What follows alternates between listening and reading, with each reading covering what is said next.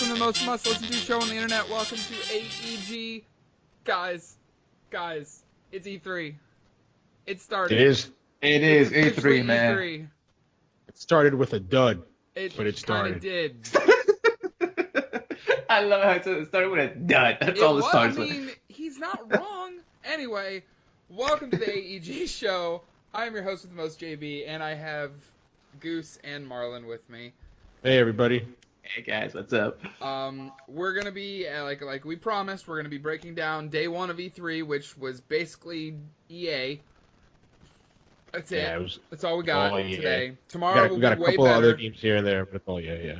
Tomorrow's gonna be way more interesting of a show, I promise you. But we got to do our job, because there is a couple things I really want to talk about, and we'll get to it. But day one of E3. All right. I told the guys, I'm like, I don't really want to know your sway one way or another. Clearly, Goose kind of got that out of the way by saying it was a dud. All right, what do we think? What do we think of EA? I mean, let's kick it off by actually, let me fix my mic. Let's kick it off by just doing a breakdown of what it is that we saw. Okay. And I guess giving impressions as we go. I'll just start it off real quick as I always do, batting lead off. So EA started the press conference with Andrew Renee, which I was very happy that they had from What's Good Games over on YouTube and Patreon.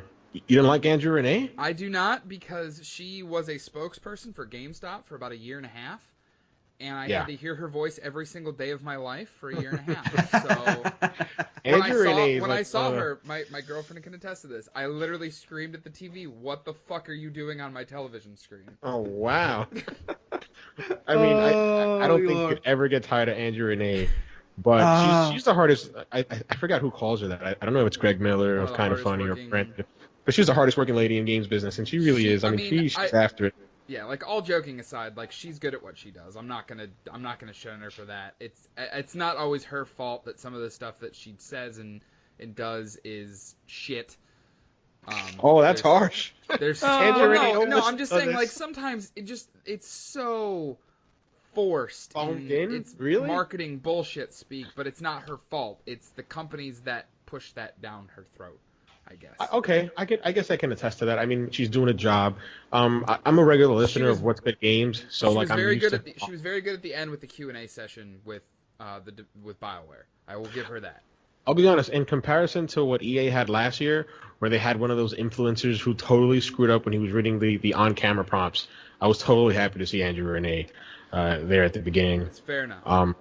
And I'm a fan of her work, so I guess I come at it from that angle. Right. But I mean, let's start off with the conference. EA started off with Battlefield 5. Yeah, I was impressed that they'd start off with such a big. Like, I thought there would be more lead into that game. I mean, 'cause that's I was disappointed with the reveal. They were like, we're gonna have multiplayer gameplay. Yep. They had none. No, they had a trailer with multiplayer footage in it. I didn't get to see actual gameplay till I watched IGN's live stream later in the day. So not the cool thing. The bad thing about it was that I think it was very lackluster the way they started off the show with Battlefield 5. Like when they started off Battlefield 5, I'm like, yeah, Battlefield 5, great. We're gonna see multiplayer. We didn't get that. Marlon was totally right about Battle Royale, so I gotta give you that one. I was gonna say, yeah, Marlon, you.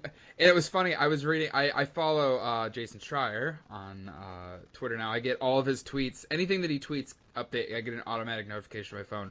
And it was funny. He tweeted, 11 o'clock, E3 finally commences. 11:06, we have our first Battle Royale reveal of the entire week. I was like, that's pretty ridiculous. And the fact is, they said, yeah, we're doing it, but it's not going to be at launch. It's not going to be. They didn't say anything about it. They didn't say what it's going to be. They didn't tell players. The announcement. It was just. They didn't do anything. No, it didn't move the needle forward at all. The announcement was so lackluster. It was basically like, and it didn't even call it Battle Royale. And we are doing Royale. Yeah. Okay. Let me put it I could have swore I heard some boos in the crowd, but maybe I'm just making that up. Let me put it this way. It was pretty silent. I mean, you could pretty much hear a pin drop after he said it. Yeah. From what I heard was this, and we are doing Royale, and like three guys at the back and go, yay! And it's like nobody else is like, and the guy's like, you can see his face is like, Oh shit. Fuck. They didn't show any multiplayer gameplay. One of the things that I didn't like, because I saw it on Reset, was that so they had multiplayer gameplay ready to go as soon as they started the press conference when Battlefield 5 kicked off, but it was moved over to the influencers on YouTube. And I didn't like that. I'm like, well, I'm not. Yeah. It actually was. I'm like, I'm not really in touch with all these influencers. Not that they're doing anything wrong, right? Kudos to them, right? They We're work hard. kind of doing the same thing, like The same thing, correct? Right. But I'm like, oh, that's weird. I thought you would have shown that on the presser proper, but we didn't get that. Oh, and then there's one other thing. The war stories will be shown at tomorrow's Microsoft conference. Yeah, I heard, and I was like really surprised about that. I mean, well, then that clearly shows that we're getting what we had a couple of years ago with Call of Duty. Call of Duty is going to be a PlayStation-focused title this year again, and Battlefield is going to be Microsoft. I think the marketing will be with Battlefield, yes. Yeah. I mean, with Xbox, yes. Because when they showed it was like War Stories reveal tomorrow at Xbox briefing, and at the bottom it just said it had an Xbox logo. There was nothing else. There was no like multi-platform. Like they're clearly they're gonna try to convince everybody that it's an Xbox game, even though clearly it's not.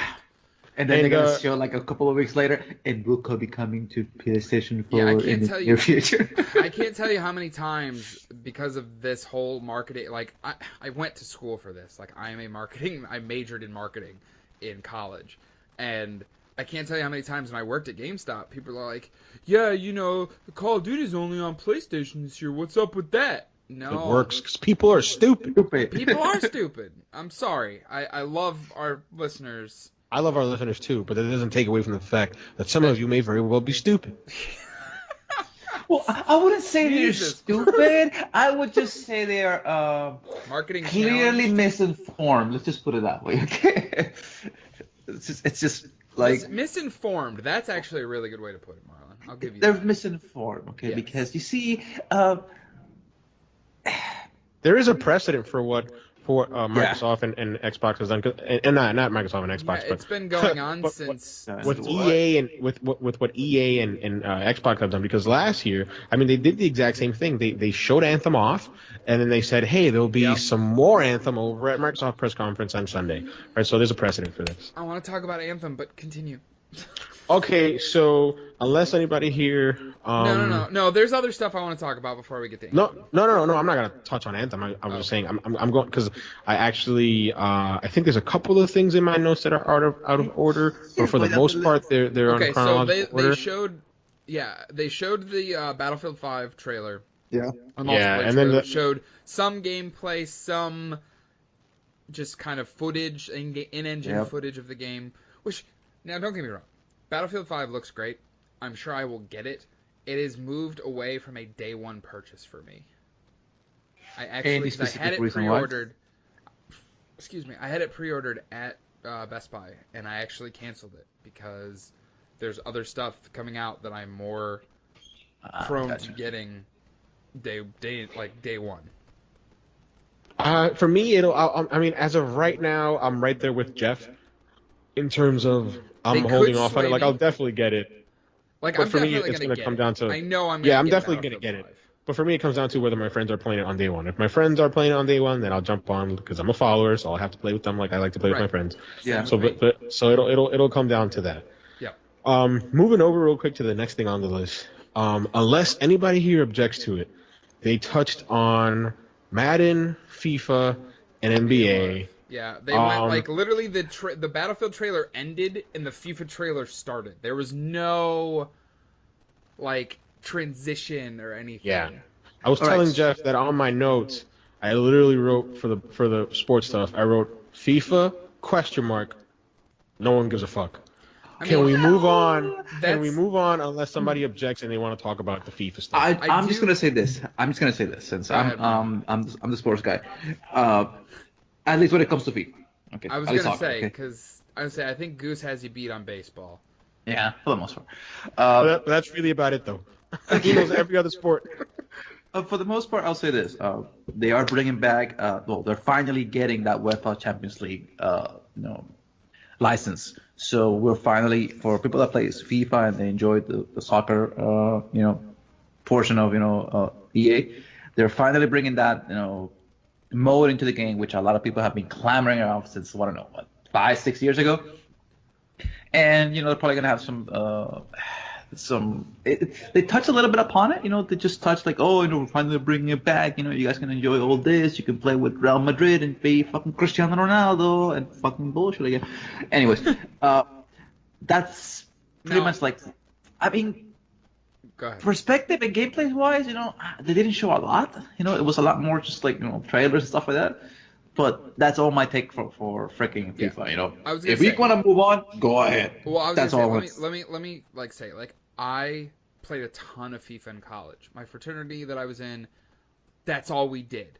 Like when we would have like get-togethers at the house, we'd just have like FIFA tournaments, and it would be fun and stuff. But I just I can't get excited about those games that come out every single year anymore. Yeah.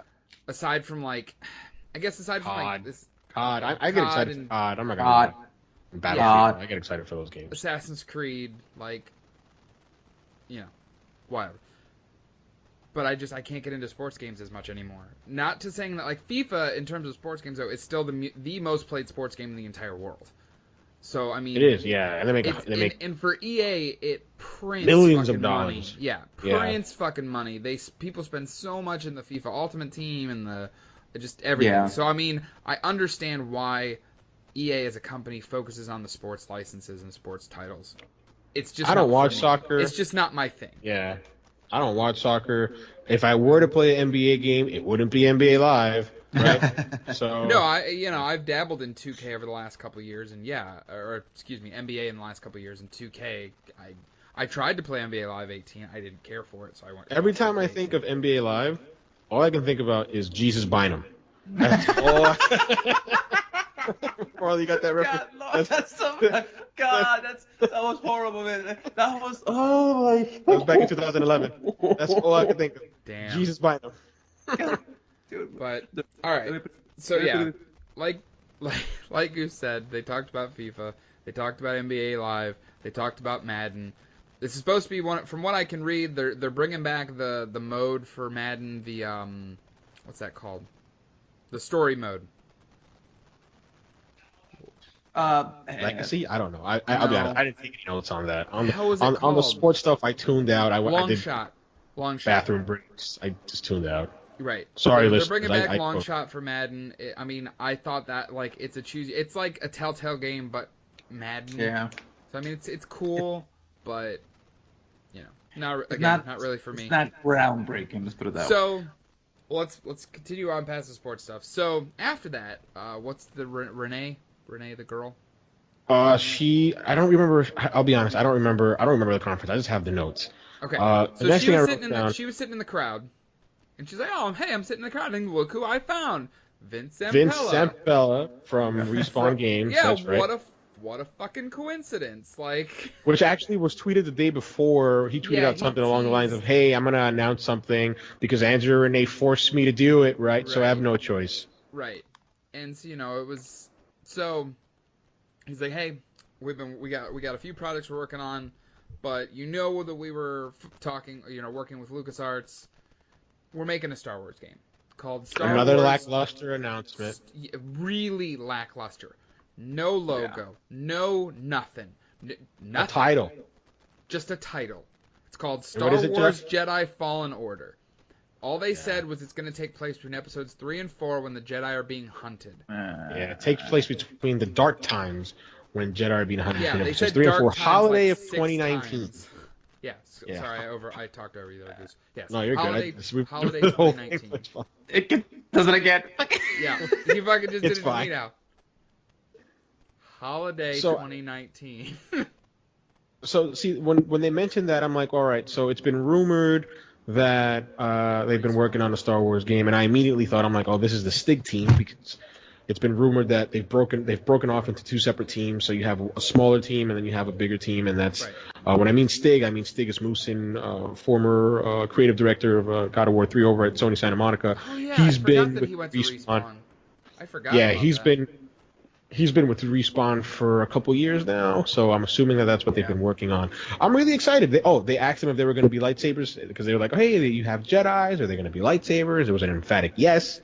So I'm looking forward to it. But again, it means nothing because it's just a title, and we haven't seen any concept art. We don't know what it is. Is it going to have multiplayer? I'm assuming that because it may be Stig's team, and it may be Stig at the helm. I think it may be a narrative-focused single-player game. That's just a guess. I don't know. They didn't talk about... in regards to Fallen Order, I was listening to the... IGN was doing their whole, what's your game of the show so far? And Damon actually said this game. Yeah. Yeah. And everybody on the panel was like, what? What are you talking about? We saw nothing. He's like, well, it's not the game I think is going to win game of the show. It's the game I'm most excited for. It's like, yeah. Which totally wasn't the question. Respawn, yeah, like, I'm excited for a Respawn made Star Wars game too. Fuck yeah, I am. Like, that sounds amazing. But we know nothing. It was like the most candid, bullshitty, like, internet rumor mill, but coming from the mouth of the head of the studio. Like, for me, it just fell flat. Like, I'm excited, but with the biggest grain of salt.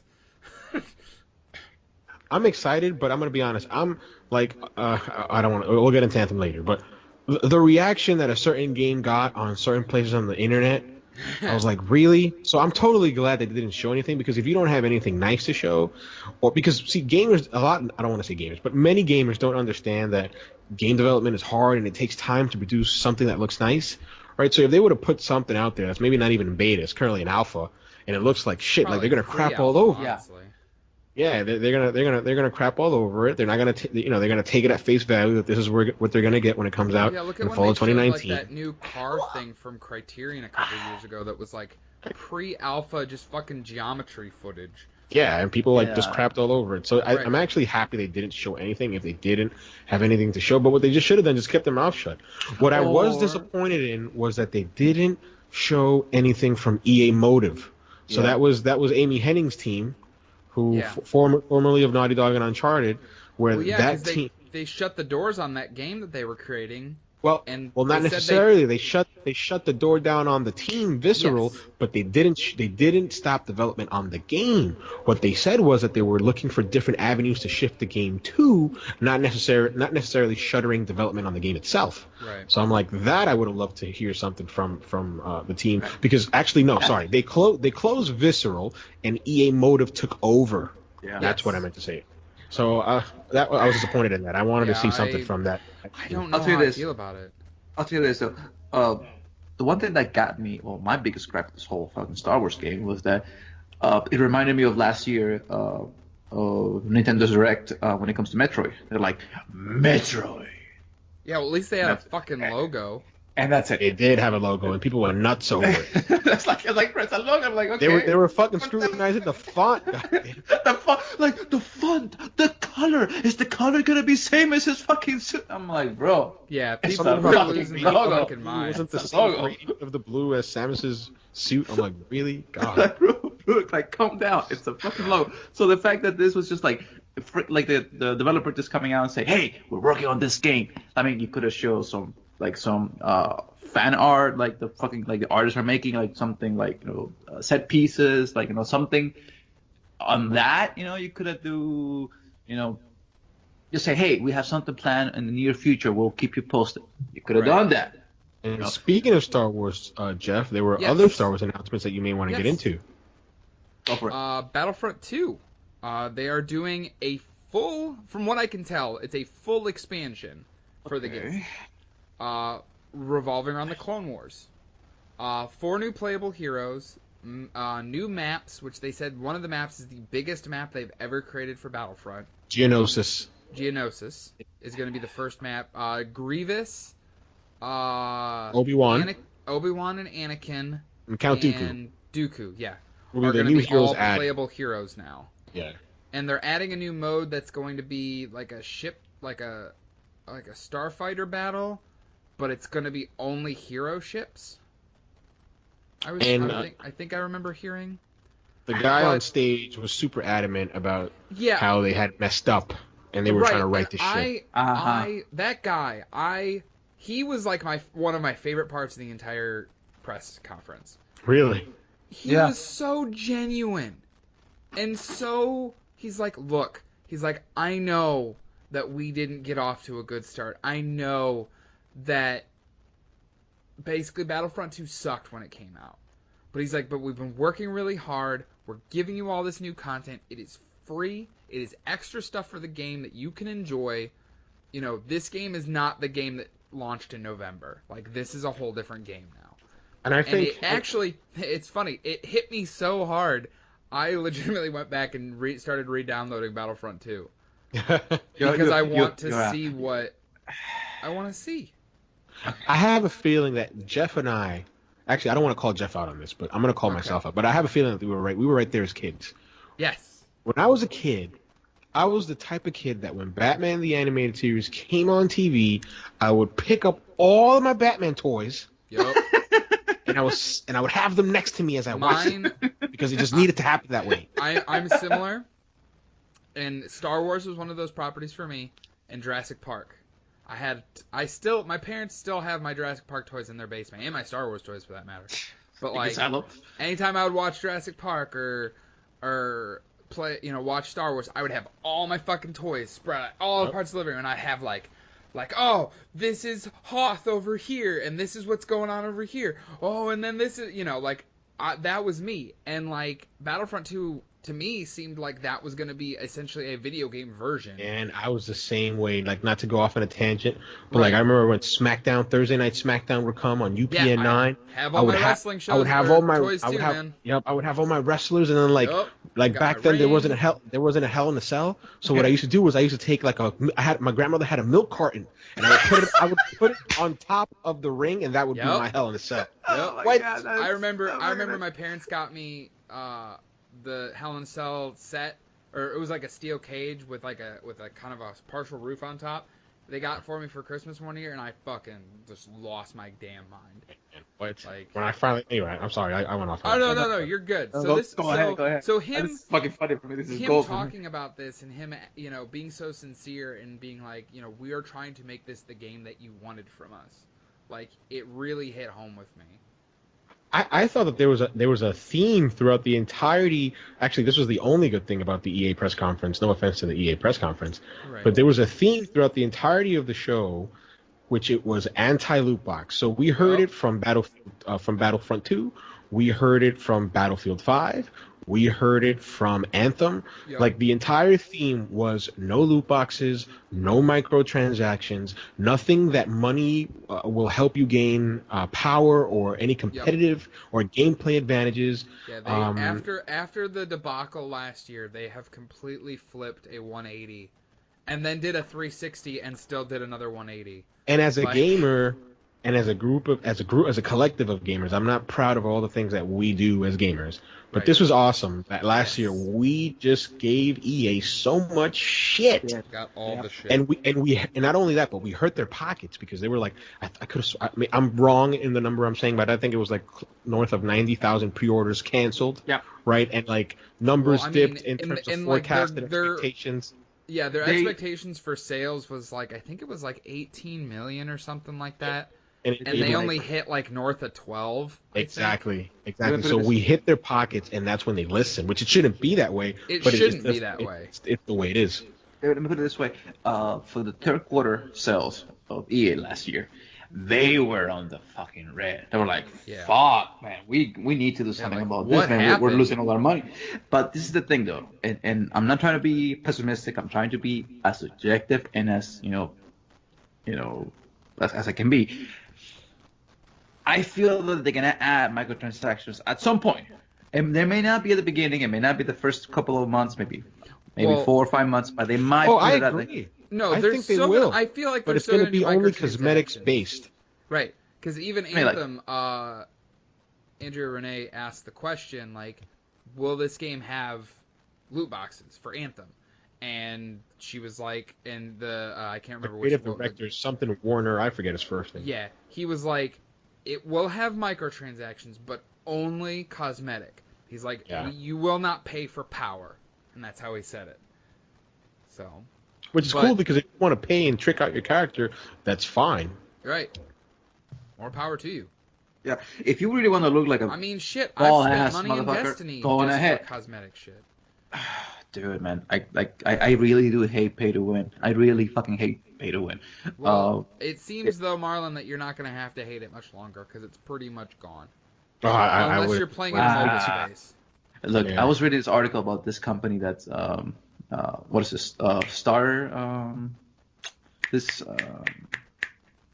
it's not Star Destroyer or Stargaze or oh my god, what is the name of the fucking basically this is what they were charging for a package for the fucking game. Give me a number. What do you think is the highest number that company can charge somebody for a package for like a $10,000. $27,000? Oh, damn it. Starts with What's Star. that game called? Maybe if you snap your fingers, it'll come to you, Jeff. It's on the tip of my tongue. Star Citizen. Thank you. That's the one. Oh, okay. Well, that's not a mobile game. That's a PC game. That's Chris Roberts' game. And it's stupid as fuck, man. Like, how are you gonna charge $27? No, you have to pay $1,000 to be able to access the feature where you can spend $27,000. Yeah, no, I've heard about that. Yeah, people are like, I don't know when that game's coming out, but yeah, people have played crazy prices for those ships. Yeah, it's crazy. So I hate when the companies start to do that, like try to monetize it to the point where it's like you're not even playing a game; you're just basically paying for a hobby. Right. You know?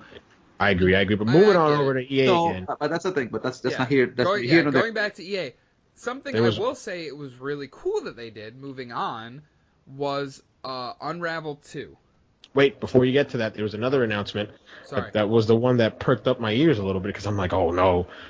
So they announced EA Origin Access Premier, Yeah, I forgot to write that down. which is that's why I'm here, Jeff. I got you. I got you, buddy. EA Origin Access Premier, which is a streaming service. EA is debuting their own streaming service for PC. Similar now I didn't get similar to Xbox Game Pass. Well, no, this is where it's not similar to Xbox Game Pass. So it's similar in the fact that you pay a flat fee. I believe it's $100 a year. I didn't get the monthly rate. It's $100 a year, and you get an a la carte, whatever they offer on the service. But unlike Game Pass, from what I understand, I don't have all the facts here. I don't think you can download it to your PC. I think it's just you're just streaming. Yeah. It's like PlayStation Now in that sense. Oh. I was under the impression it was like Game Pass where it's day and date. See, that's what and I'm looking it up right now. Okay. Because Game Pass, because Microsoft is so adamant about saying, hey, day and date. But all right, I'm reading it right now. EA Access Origin Premier gives you EA's latest games. Before launch. But I see I don't know whether. Wait a minute. No, I've seen it. It'll start with Madden NFL 2019. Yes, it's returning to PC and will include big name releases like Battlefield 5, FIFA 19, and Anthem. Okay, so it is day and date. Yes.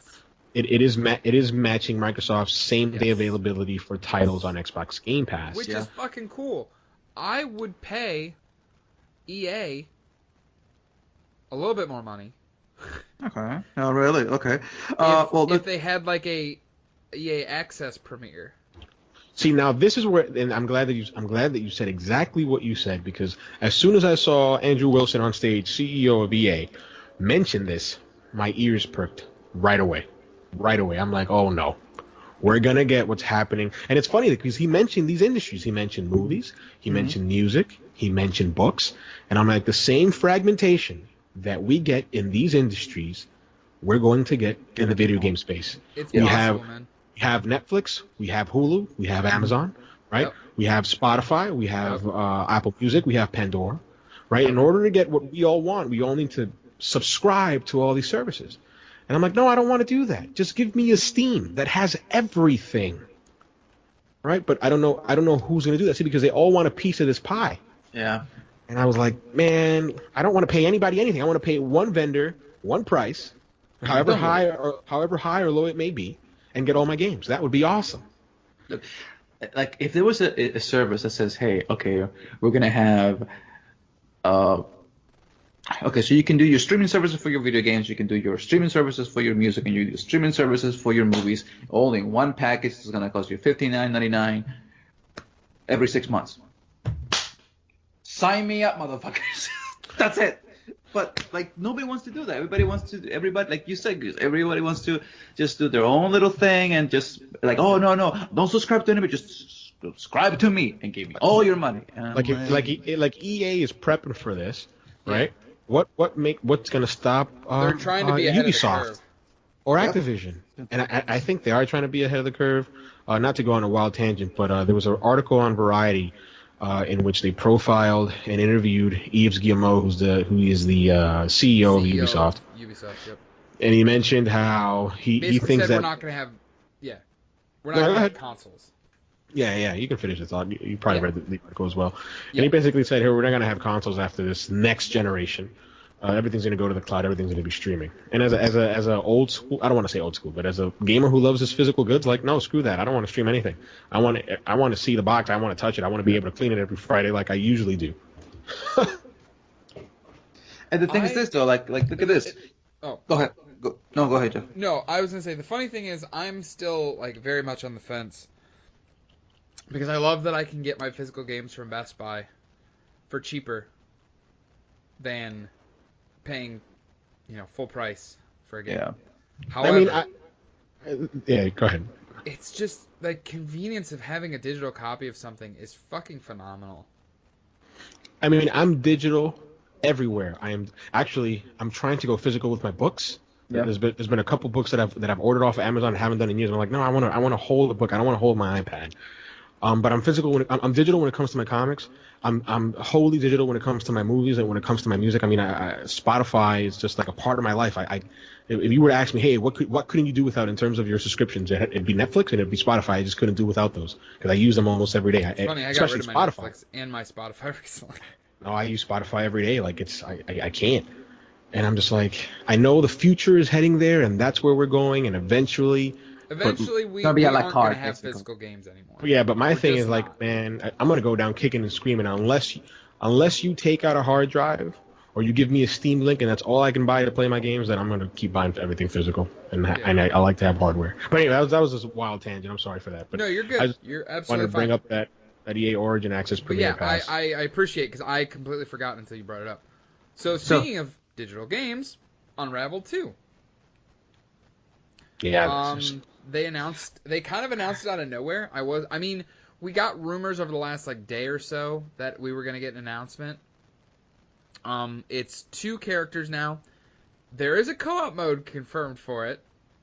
However, it's not online co-op, which I think is bullshit.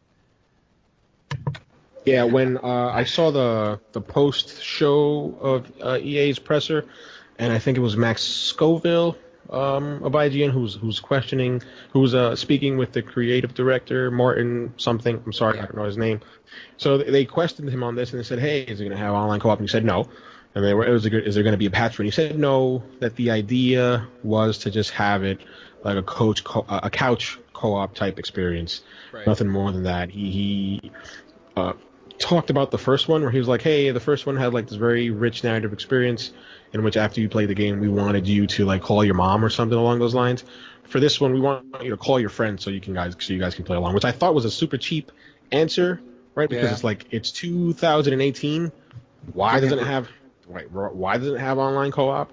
Right. I'd love to play with Jeff, but it would work. Exactly. I thought it was going to work the same way as A Way Out.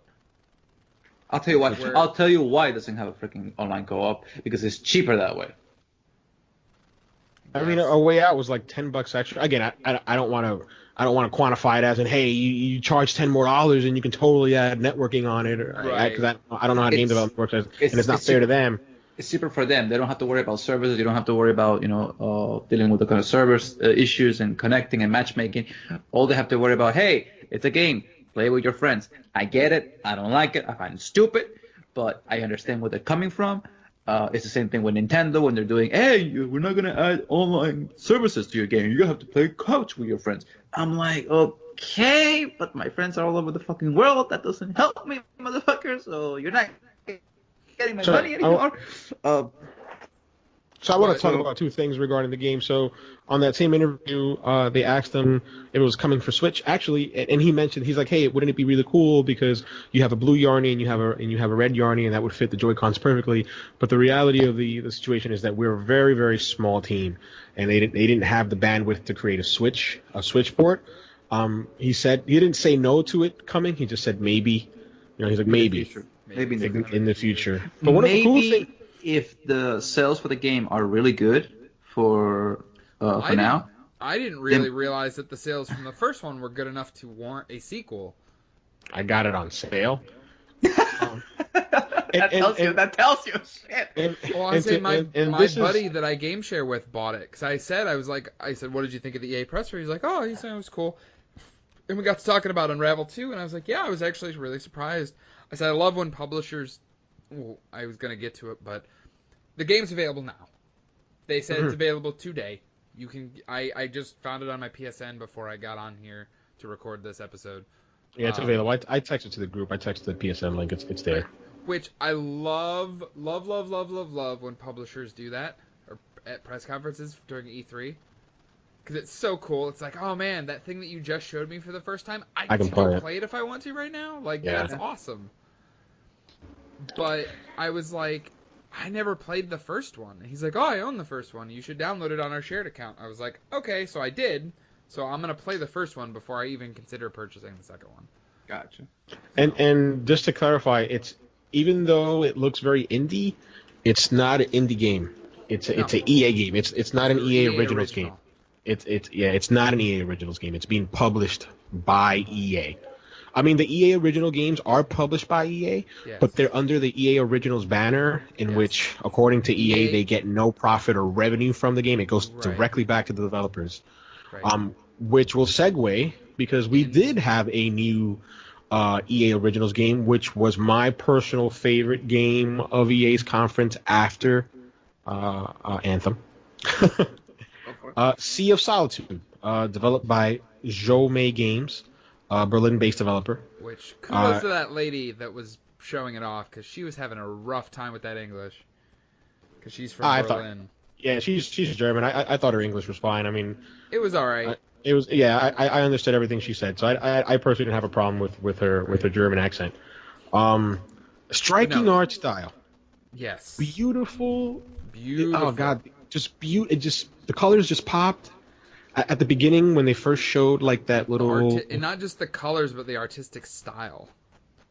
When they showed like just that boat just there, I was like, wow, this reminds me of Inside somewhat, because it was very monotonous at the beginning, and then like once the sun rose and you can see all these colors, these vibrant, lush colors, I'm like, wow. Yep. It's about a young woman named Kate, suffering from loneliness, who becomes a monster. Once she gives in to these urges of depression and anger. And the journey is to make her human again, according to, I forgot the lady's name, the German lady from Berlin, I forget her name. I don't remember her name either. So she said in the conference that the game was about embracing negative traits just as much as you accept the positive ones. They showed some boat gameplay. It's a third-person type game. Beautiful. We saw furry creatures. Like to me, it was reminiscent a little bit of Shadow of the Colossus. Yeah. And how big in relation to the player character the creatures were. I saw furry creatures both in the air and the sea. Yep. I'm excited to play that game. SOS Sea of Solitude. I'm so excited to play that game. That was a definite okay, I'm gonna play this game. Last couple of years, like the EA original stuff has been pretty interesting, like Unravel, A Way Out. But I'm like, there's nothing that's really been okay. Normally I stick to my AAA releases and then eventually play the indie games if it's something that's really striking. And this was really striking. I'm definitely gonna pick this one up when it comes out. I think it said spring of next year. Yeah, I just hope it's really beautiful, and sometimes we get these beautiful games, and I'm like, man, I hope that it doesn't play like shit. Cause I thought of Never Alone. What was that game you played? Never Alone. Yeah, it was so pretty, but it played like shit. And I'm like, please be a good game. Right. But all right. I think it was Cornelia Gepper. I think it was the name of the lady. I think we're almost closing up here in terms of the announcements. Did you watch the Sea of Solitude stuff? I enjoyed it.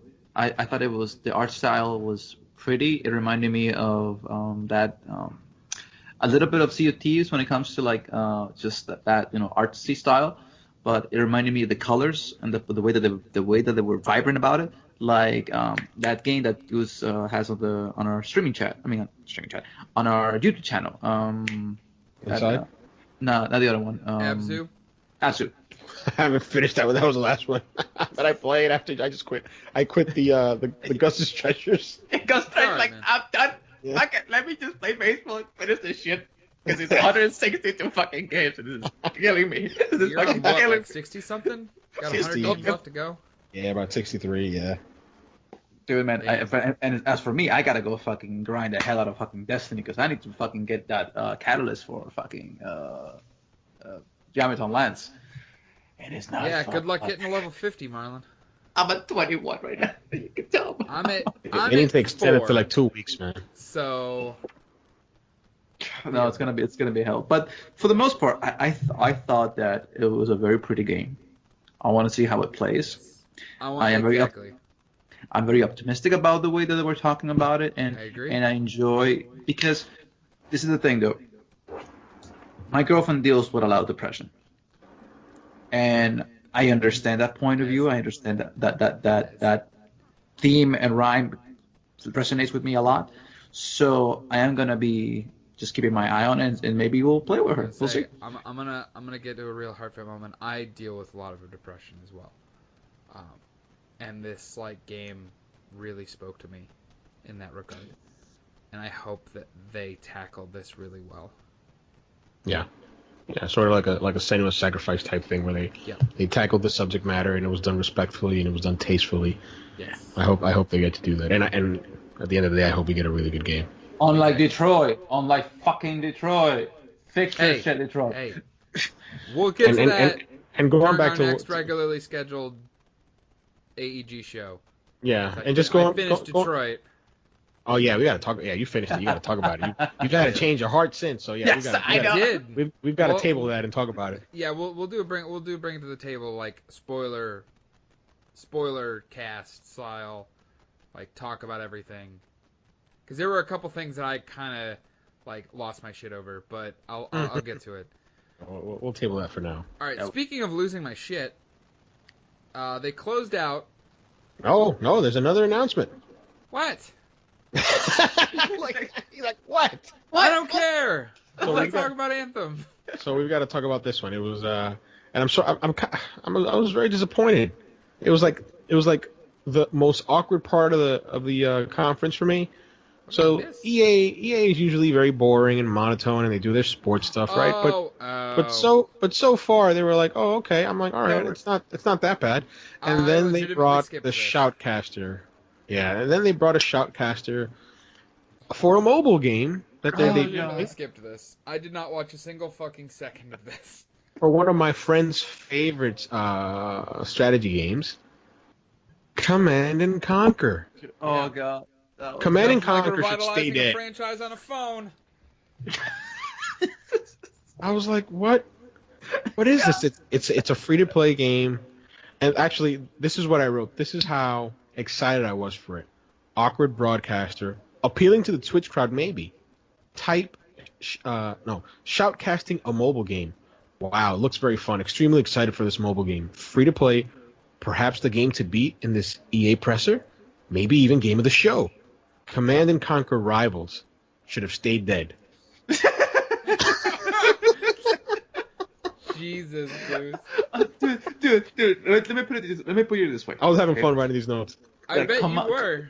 Command and Conquer was a beautiful PC strategy game that I One of enjoyed the on best PC. PC strategy games ever. And they say, we're gonna take all the good stuff out of the fucking game, we're gonna slash it in half, rip it apart, stuff it in a mobile game, and here, enjoy. And everyone's fucking like, who So brought bad, this? man. Who brought this? Okay, who decided? Hey guys, we're gonna do this, and still getting the fucking development. I mean, even the Shoutcaster sounded bored. I'm Yeah. like, dude, how do you sound bored?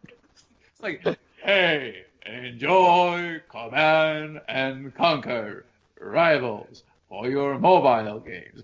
And I'm going, dude, could you give it a little bit more expression? Could you make this game actually like we want?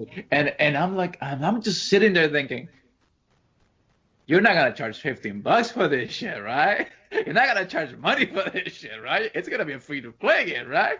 And I'm going, this motherfucker might actually want to fucking charge me for this fucking shit. Right.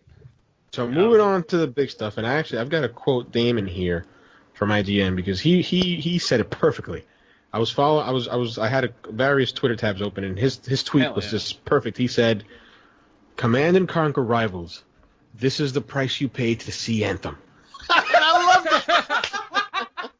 I love. No, here it is. The price we pay to see Anthem, and it was during the Command and Conquer Rivals thing. It was awesome. That's fantastic. I'll tell you this.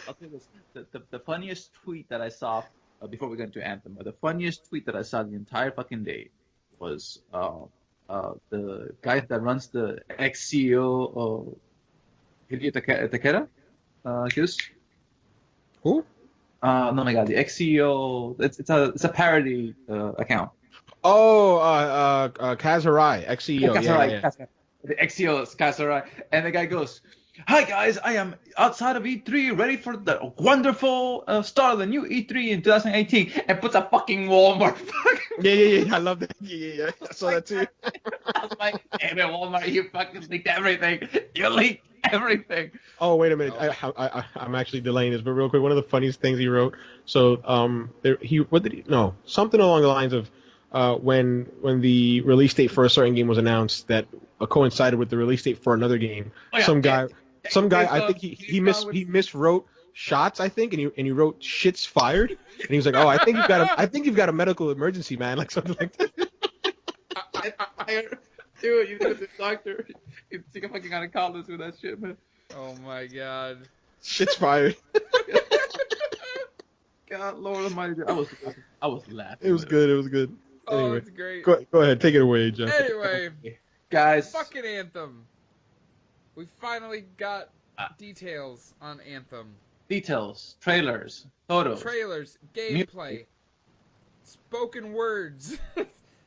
More some details. Girl, some demon that may or may not look like Destiny team is shit. Yeah, it kind of looks like Destiny, but third person. I'm gonna push back on that. I'm gonna push back so hard on that. But anyway, go ahead, Jeff. Okay. So, Anthem, they showed off quite a bit of... They had a panel with Casey Hudson and two other people. I don't know their names. Casey Hudson, who's the general manager of BioWare. They had the executive producer. The lead Mark, writer. Yeah, that was Kathleen Rootseart. I'm probably mispronouncing her name. I'm sorry, Kathleen. And then they had executive producer Mark Dara, who you should follow on Twitter because he's going to have a Ask Me Almost Anything tomorrow. Right? So take advantage of that and ask him almost anything. But, It's a shared world shooter, but it will have a hub world. It will have single player. It will have quests. It will have everything. Well, not everything that you expect from a BioWare game. It won't have romances.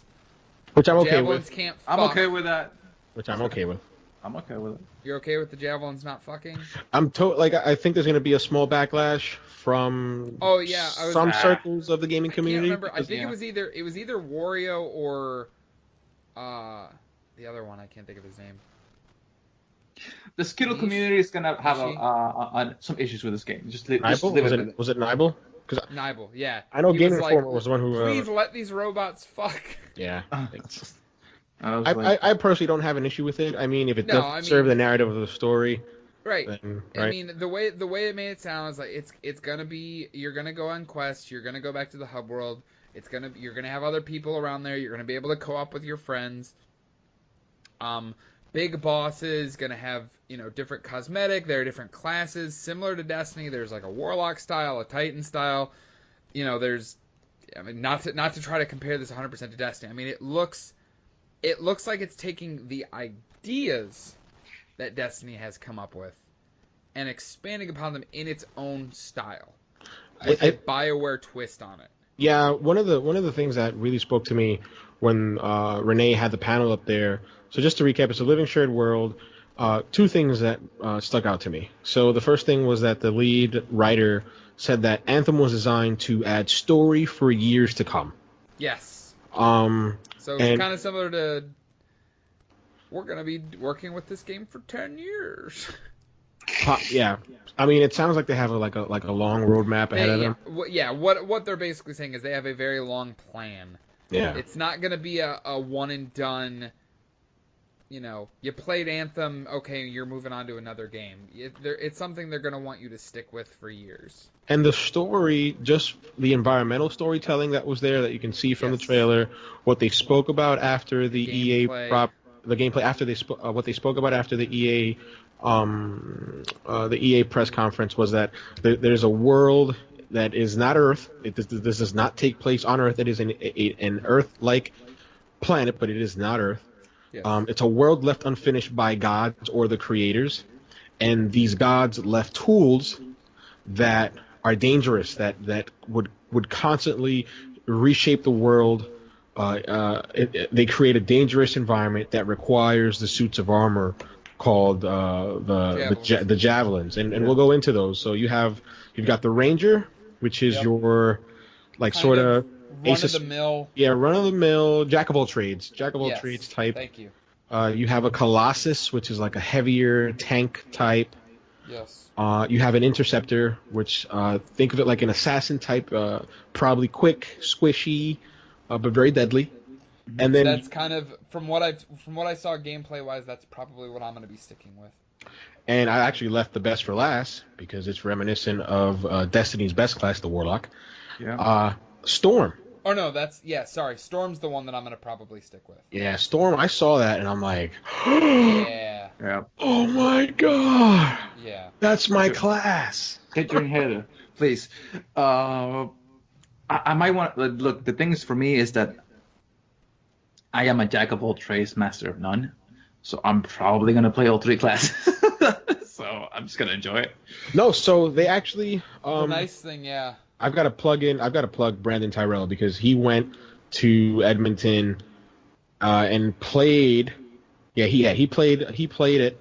The demo. Minutes? Yeah, a couple hours worth. Yeah, he played. I don't know exactly how long. I know that Game Informer has a 40-minute impressions video on it because they also went up there. Yeah. But Brandon Tyrell of IGN. Cover. Yeah, it is the next cover, which looks so awesome. I'm thinking of re-upping to Game Informer after like 3 years. I haven't subbed to Game Informer, but I think I might do that now. But going back to Anthem, one of the cool things that I really like from Brandon Tyrell's article over at IGN was that he likened the tools that the creators left on the world like a bulldozer, which I thought it was a fucking awesome analogy. So he's like, these creators, they were supposed to create this world in 9 days, and after the third day, they just left. And they left like these tools lying around on this planet. And he doesn't go into detail into what these tools are, but he likened them to a bulldozer. He's like, a bulldozer is very effective if you need to build a house, if you need to break down a house, if you need to, shovel a ditch, right? Yeah. You can use a bulldozer, and that works fine because it does its job the way it's supposed to. But if you leave it by itself, and if it's in the wrong hands, it could cause total destruction, right? And he wrote that. I'm like, I want to play this game. And there's a lot of comparisons to Destiny, and rightfully so, because it is sort of using that shared world shooter, that same formula. I'm pretty sure it's going to be loot driven. Yeah. But because BioWare has this pedigree where they've made the Dragon Age games, they've made Mass Effect, and there's this pedigree there of storytelling and narrative, I think that, and it's too early to tell, but I think that Anthem is going to try to succeed where Bungie failed when it comes to telling a story. Because remember, when Bungie announced Destiny, they're like, yeah, this is the next Lord of the Rings. This is the next Star Wars. And those were heady comparisons, which we have not gotten to this day, in terms of narrative. I think the thing that's closest to the next Star Wars was Mass Effect, in my personal opinion. Yeah. And another cool thing from that same article was that you could switch on the fly. They did not want to lock you to a certain javelin. You could switch to Colossus, you could switch to the Ranger, you could switch to the Interceptor Storm. Yeah, you remember when they showed the gameplay for last year's E3, he's like, oh yeah, I just picked up this, I want to try out my so-and-so javelin, as opposed to saying like, oh, I am a so-and-so class. Yeah. And one of the cool things too, that this sold me on it, so there are different branching skill trees. So you could invest points or the world currency on your own specific javelin. So, for example, let's say that you buy, I'm making it up, I don't know. Let's say that you buy a grenade launcher on your Colossus, right? So those points that you spent only work on on that suit. But there's another branching tree in which, let's say, for example, you upgrade the player character to have quicker jets, the boost jets. That will work not just on a particular javelin, but throughout the entirety of the javelin classes. And nice. I'm like, that's awesome. That's cool because you can pick and choose and be strategic on how you want to upgrade your javelin and player character. And look at it, and if the customization options are big enough, because we're talking about freaking BioWare here, they know how to do freaking customizations when it comes to like RPG stuff like that. If the customizations are large enough, you could have a lot of fucking classes that totally play different. Could be the same class. For the javelin, it could be the same javelin, but they play totally different because of the way the tree is made out. And for me, that's what stuck to me. That's what I said. Okay, this is what I fucking want to play for. Because I love customization. Hey, I play Monster Hunter World. Customization is all you're fucking doing. That fucking. Right. Okay, so I will just go ahead and give my my final thoughts on Anthem, and then we'll wrap up here for EA. I was completely I fell in love with this game. You might want to mention release date, Jeff. I'm going to. I was getting to that point. I am completely in love with this game. I want it. I want it now. I don't want to wait. Destiny announced their new expansion this week, and that's kind of like my go-to long-term game. But I feel if this game is done well and done right, this could overtake Destiny for me. And I think it might for a lot of people too. And I play Destiny a lot, and I have no problem with that. You know why? Because Bungie had a lot of time and effort to fix this, and the Forsaken, it's probably the closest we're gonna see if they pull it off to see actually Destiny 2 being decent. But they had fucking 3 years now. We're going into the 4th. They have time, and I am done giving them time. If Anthem can fill that void for me, bye, Bungie. Right.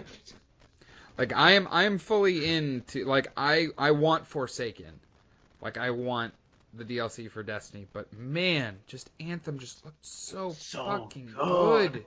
Yeah, the fact that when they first showed it at Microsoft press conference last year, I was like, there's no way it's gonna look this good. I mean, I know that Frostbite looks amazing. Right. But it did. It did. It looked that good. I feel to an extent, shit's gonna have to move out of the way, and that's why I feel really bad for Days Gone. So, again, Damon Hatfield, our favorite guy, he posted a Twitter poll on who would buy, because they're both releasing on February 2nd, 2019. Yes. February 22nd, 2019. I am of the belief that Anthem will slip. You think? I think. And I'm not saying that it's going to move out of the way because of Days Gone. If anything, Days Gone will move out of the way out of Anthem. Yes. But I think that BioWare will not be able to hit its deadline. They want to make sure, because BioWare has a lot riding on this game. I just want to touch on this real quick, and then I'm going to talk about the entire conference as a whole, what I thought about it. But BioWare has a lot riding on this game. The code name for this game was Dylan, as in Bob Dylan. They wanted to do something that big, that great. Yeah. Their last outing, because a lot of gamers, they don't think about BioWare as different teams. They just think of BioWare as one. Right. But BioWare Montreal, who worked on Mass Effect Andromeda, they shit the bed with that game. Yes. And I think that the team as a whole has a lot riding on this game. EA has been wanting to get some of that Destiny and Division pie for a long time, and this is their in. Mm-hmm. I'm excited for it. The poll was, hey, what are you going to buy on day one? And I don't really think that's the question, because I'm going to buy both on day one. Yeah. Jeff is going to buy both on day one. Yeah. Marlon will probably buy both on day one. I don't think that's the question, because we can all buy both on day one. The question is we, what I'm going to play. exactly, first. because I can. I don't. There's not two Gustavos, unfortunately, so I can't for the world. So I cannot play both at the same time or simultaneously. So I will have to choose one. I went with. I voted for Days Gone. Really? I did. As much as I liked Anthem, I personally have been waiting for Sony Ben's game for years, since it was called Dead Don't Ride. Yep. And as cool as Anthem looks, I'm like, man, I can play Days Gone. I can knock it out in about a week, maybe 2 weeks. If I want to go after the platinum, maybe a little longer. And then I can just go head into it, because Anthem is going to be there. It ain't going nowhere. So I chose Days Gone. I'll tell you this. I would probably choose Anthem. For me, I'll tell you this. A couple things I want to mention before we go. This is the people that made Star Wars: The Old Republic. Yes. Okay. Star Wars: The Old Republic. So I want to see how is their take when it comes to, you know, it's 2018. The servers are there. The everything is lined up for this thing to just be massively good. Dedicated servers, by the way. It could be a massive turd for all we know, but the stars are aligning correctly for this thing to be just really, really fucking good. A couple of things to mention. Anthem Standard Edition is already pre-orderable if you want to get it for Xbox, PS4, and PC. The pre-orders are rewarded with a VIP demo access and a unique in-game Founders banner. The Standard Edition buyers also receive a legendary weapon and the Legion of Dawn armor pack for the Ranger Javelin. The Anthem Legions of Dawn Edition is also pre-orderable for PS4, Xbox One, and the highest tier, the Legion of Dawn Edition, includes all of that, as well as the full set of Legion of Dawn armor packs for all 4 classes, a Ranger, Javelin gear, attachment, and the digital soundtrack. So if you want to go for that, your options are there. So I'm just going to leave it for Jeff to go on and just... I went with that. As soon as I saw that it was available, I pre-ordered the Legion of Dawn edition for PS4. Yeah, I'll be getting that one as well. But just to recap on my thoughts on the press conference. So let's dial it back a little bit. What did you guys think of EA as a whole?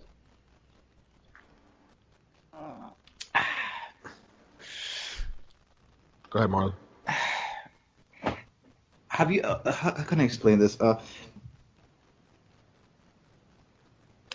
Have you ever eaten a piece of chocolate that tastes good from the outside, but the more you chew on it, the more you look at it, the more bitter and more just the worse it gets?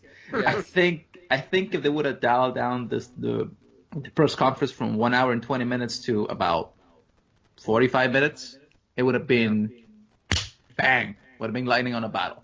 But there were so many fucking drug. Oh. It was so fucking long. I'm like, what? Okay, you showed me what I wanted to see. What the hell are you doing? Why are you fucking taking so long with all this bullshit? I knew we were gonna get a lot of sport. I knew we were gonna get some sports stuff. We didn't get as much as I thought. I thought that the Battlefield Battlefield footage was shitty. I thought the way that they announced this new Star Wars game from Respawn was shitty. It looks so good, and then you start eating, you're like, this is a little bit of extra poop. Yeah, poop. Yeah.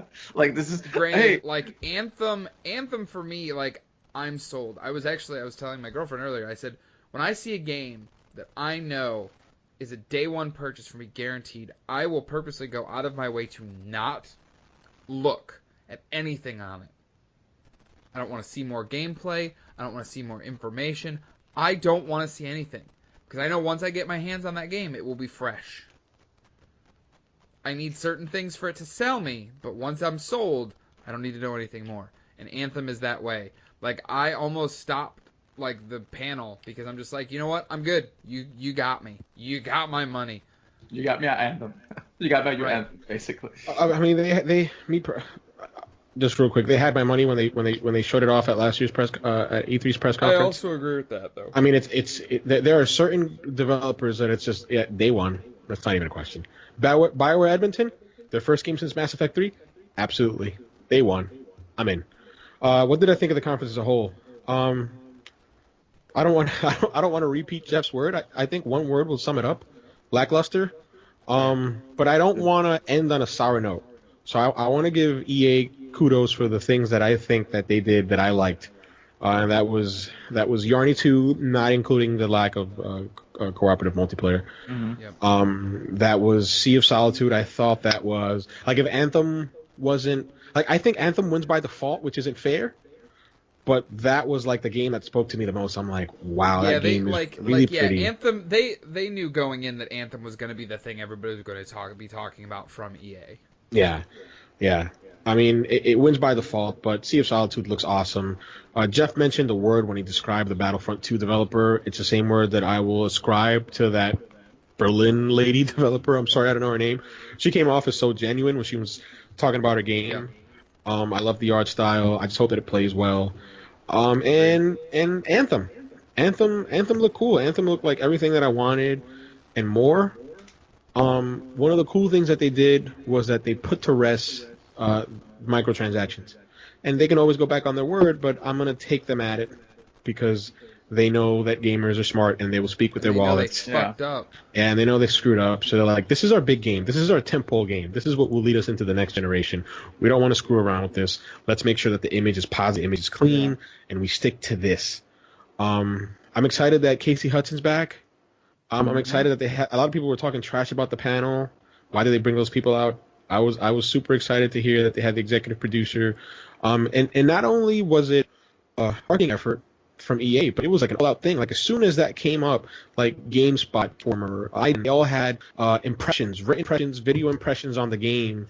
And I urge all of our listeners to seek those out and read them and watch them, because then you'll get a better feeling of the game Anthem than you would have from us or from whatever EA showed at the press conference. Yeah. And that was literally the tip of the iceberg. Seek out these articles and these videos, and that's where you'll get your meat and potatoes. This game, I think, is going to be awesome. To touch back to Destiny, it's so easy to make that comparison. It's like it feels even like cheap. It's like, oh yeah, you can compare them, but I don't know. Until I don't want to say it's a Destiny killer. Right? We said the Division was. It wasn't. We said everybody was a fucking Destiny. Right? Killer. We said Destiny 2 was, and that wasn't either. That one killed itself. It wasn't a Destiny killer. It was Destiny 2 killer. Okay. So I don't want to speak on that, but I am very, very excited for what BioWare is gonna give us with Anthem. So I'm gonna ask you, Jeff, one question before we leave. Surprise of the conference. Surprise of this specific press conference? Yeah. What was your one takeaway for the surprise that you were not expecting at all? Sea of Solitude. For me, it's 2. Sea of Solitude, which looks like good stuff. You sound far. Yeah. What? You sound away. Far. Am I closer now? No. What the hell? I didn't do anything. You sound muffled. He's been taken by the void. He's been taken by the Anthem. EA has basically kidnapped Jeff. My biggest takeaway is Is that better? It's still just roll with it. Just roll with it, man. Just think you're being taken by the void. That's all. Okay. I'll just say this.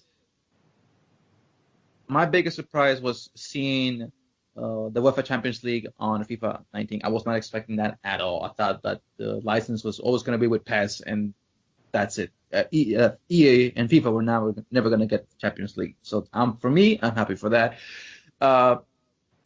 Don't really care much about fucking, the storyline for Hunter.